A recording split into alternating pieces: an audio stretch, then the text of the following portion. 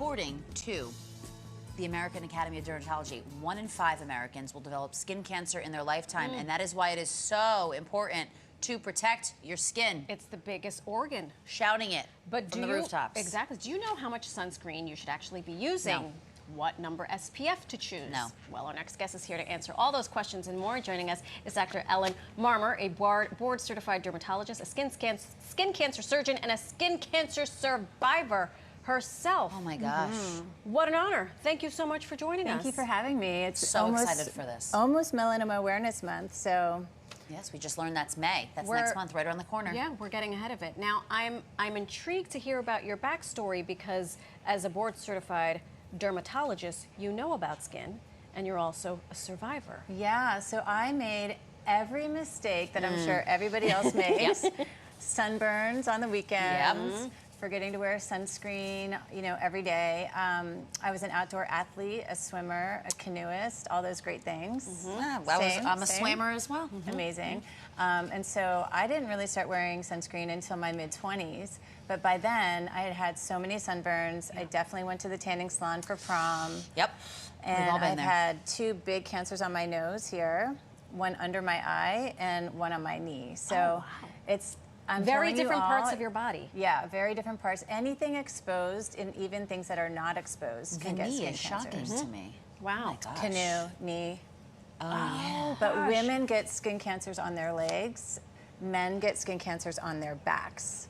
So for those of you who like to sit out and read, even if you're under the umbrella, you're getting tons of sun on your legs. And so you should always be careful about your feet, your legs, everything. I was just going to say, I feel like the feet are always the first thing for me. The first beach day I have to get, You get a sunburn on your on the feet. Yeah. Yeah, that sandal burn where like on the top of your feet. Oh my God, I don't want to be there ever again. Yeah. So many questions. Let's start with the misconceptions. That wasn't a misconception, but that was an aha moment that women are more susceptible to burns on our legs by virtue of just how we sit.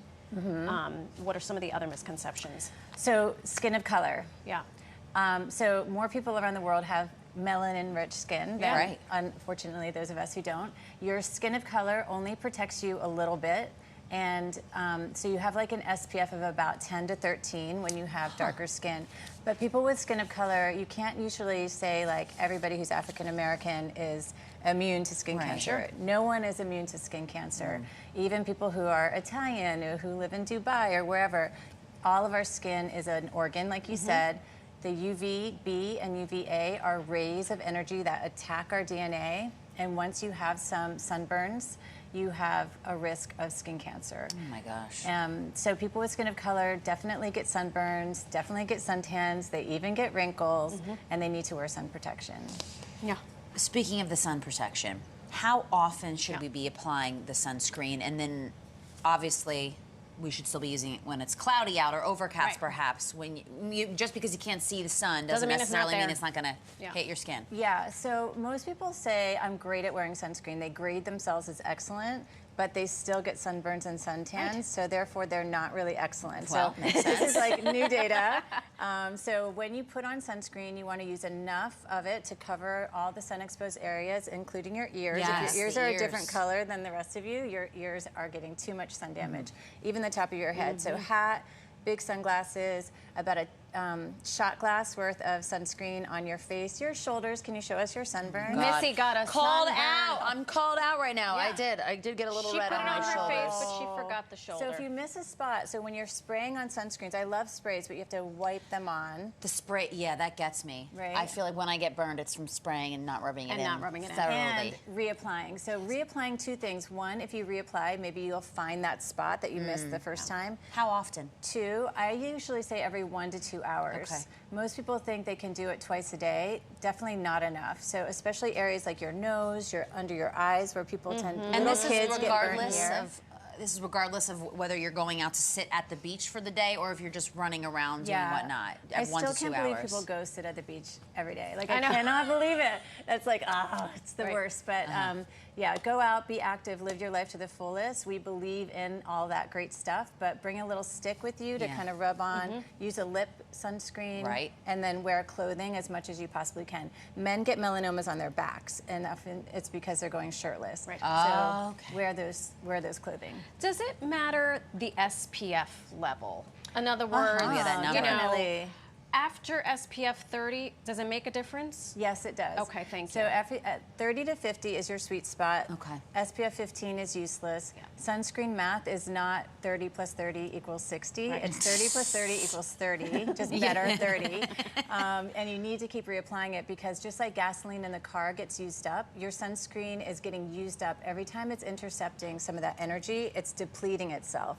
So even if you have like a white paste on your face, it's not still working because you've used up all those active ingredients. One thing I do want to mention back to skin of color, they're 27% more likely to die from skin cancer. And why is that? Because they're not using it, or they're not using sun protection, or they are getting delayed diagnoses. So when you're sitting at home right now, look at your hands, look at your feet, look at your nails, look in between your fingers and toes. Make sure you don't have any brown spots. And if you do, go on to aad.org.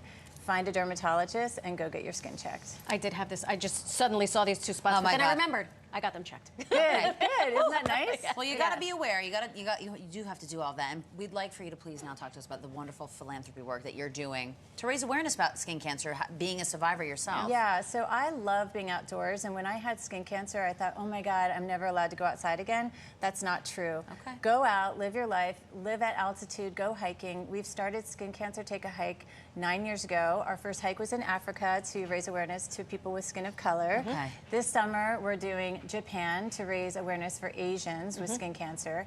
And then we're doing a local hike called a hero hike. So anywhere in the country, you can call your dermatologist's office and see if they're having a hero hike. Get your community out and about, and we want to raise awareness to prevent skin cancer. No tanning salons, no sunburns, wear all those sunscreens, and hopefully you will not have a skin cancer. Hopefully is right. And I like the fact that you say, live your life Right. outside. Yeah. Because, you know, I hate when people are like, oh no, I'm afraid of the sun. We need a little Vitamin dose. D. You need your vitamin Of D, the you need your sunshine. health. Healthy dose. Right. Yes. Exactly. Oh my gosh. Yeah, I love that. So vitamin D is something that is activated by the sun, but you can also take like vegan supplements, right. and you can get your vitamin D in many ways. But buy an assortment of sunscreens. It doesn't have to be fancy. There are a lot of elegant, non-sticky sunscreens. There's no excuse anymore, so buy like 5 different kinds, and they should only last you about a year if you're really using them correctly. That's So what I was going to use say. it up. When I reach into my tote bag, my beach bag, I see an old one in there. Toss it. Check it those out. expiration dates too, folks, because the expired ones are not going to do anything for you. And one Totally. last thing, I'm a woman of a certain age. I use about 10,000 products on my face. Where does sunscreen go? After eye cream, the last step, the first step? Okay, so makeup has SPF in it, but it's probably not enough. So keep using your makeup with sunscreen. Put your sunscreen on top. And they even have powdered sunscreens now that really help you. So go for the broad spectrum, water resistant, SPF 30 to 50, tinted or non-tinted, sprays, lotions, sticks, all of it is good stuff. Can you just hang out with us? Can we just take you Yeah. with us wherever we Fantastic. go? We have Show me about a your million more spots. questions. Yeah, we're going to go get a skin scan, but we'll be back after that. Dr. Ellen Thank Marmur, thank you. you again.